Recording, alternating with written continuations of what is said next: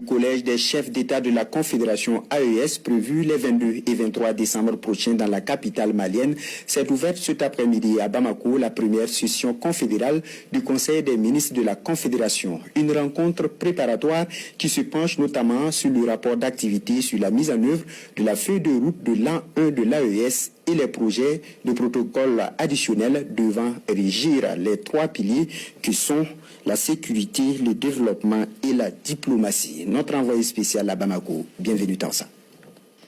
Elle fait suite à la rencontre des hauts fonctionnaires des États membres de la Confédération AES. La première session confédérale du Conseil des ministres s'ouvre sur fond d'espoir, celui d'un espace stable et apaisé, favorable au développement et au plein épanouissement de ses populations.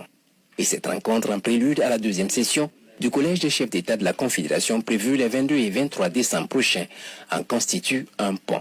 La présente rencontre intervient à un moment crucial où la complexité des défis à l'échelle mondiale exige de nous une collaboration pragmatique et renforcée, une vision claire et une action déterminée.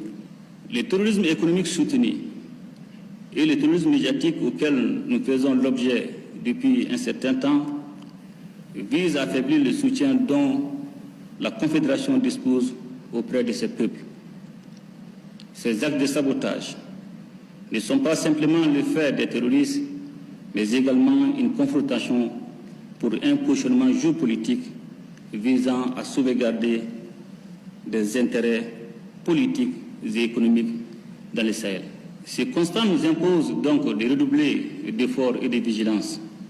En outre, nos choix politiques et nos nombreuses actions pour faire face aux défis sécuritaires et de développement doivent être amplifiés afin de rendre notre espace plus sécurisé, intégré et prospère. Plusieurs sujets sont au menu de cette session confédérale du Conseil des ministres de la Confédération AES, notamment le rapport d'activité sur la mise en œuvre de la feuille de route de l'an 1 de l'AES, les projets de protocole additionnels devant régir ces trois piliers, ainsi que les sessions confédérales des Parlements.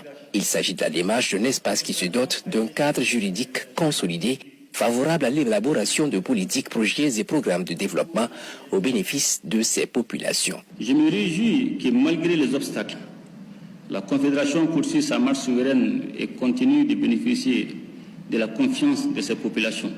L'Afrique, et en particulier l'Afrique de l'Ouest, est unie par une histoire pluriséculaire, une culture partagée et une géographie commune.